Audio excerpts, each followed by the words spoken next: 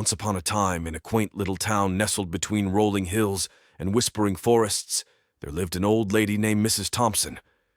She was a widow, her husband having passed away many years ago, leaving her with their cozy cottage and a large backyard that she tended to with care.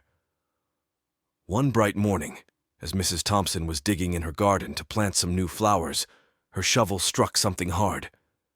Curious, she brushed away the soil to reveal an old iron chest buried beneath the soil. It was rusted and weathered, as if it had been lying there for ages. With trembling hands, Mrs. Thompson pried open the chest's lid. Inside, she found a pile of dusty old photographs, yellowed with age. As she sifted through them, she realized they were all portraits of her ancestors, going back several generations. But there was something unsettling about the photographs. Each and every one of them depicted her ancestors with a peculiar feature. They were all missing their left eye. Mrs. Thompson's heart skipped a beat as she stared at the eerie images, feeling a chill creep up her spine. She couldn't understand why every single one of her ancestors in the photographs had lost their left eye. Was it some kind of strange family curse? Or perhaps a dark secret that had been hidden for generations? Determined to uncover the truth, Mrs. Thompson set out to investigate. She rummaged through old family records, searching for any mention of an eye-related curse or mysterious disappearances. But the more she searched, the more elusive the answers seemed to be.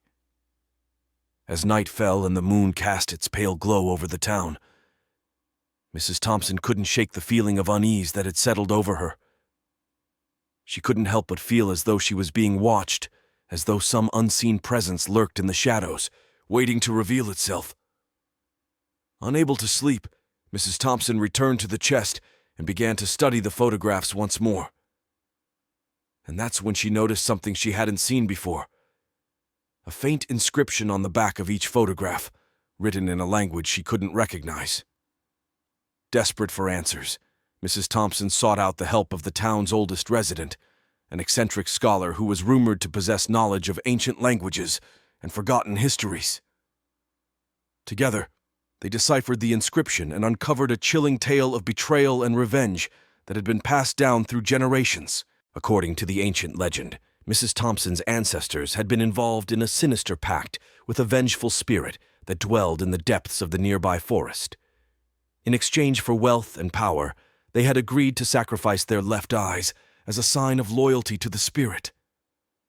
But when they grew greedy and sought to break free from the spirit's control, it had cursed them and their descendants to forever wander in darkness, their left eyes forever missing as a reminder of their treachery. Terrified by the revelation, Mrs. Thompson realized that she too was now bound by the curse, destined to suffer the same fate as her ancestors, unless she could find a way to appease the vengeful spirit and break the curse once and for all. With the help of the scholar, Mrs. Thompson delved deeper into the town's dark history, uncovering long-buried secrets and hidden truths. And as she journeyed deeper into the heart of the forest, she soon found herself face to face with the vengeful spirit itself, a twisted, spectral figure with hollow eyes that burned with a fiery rage.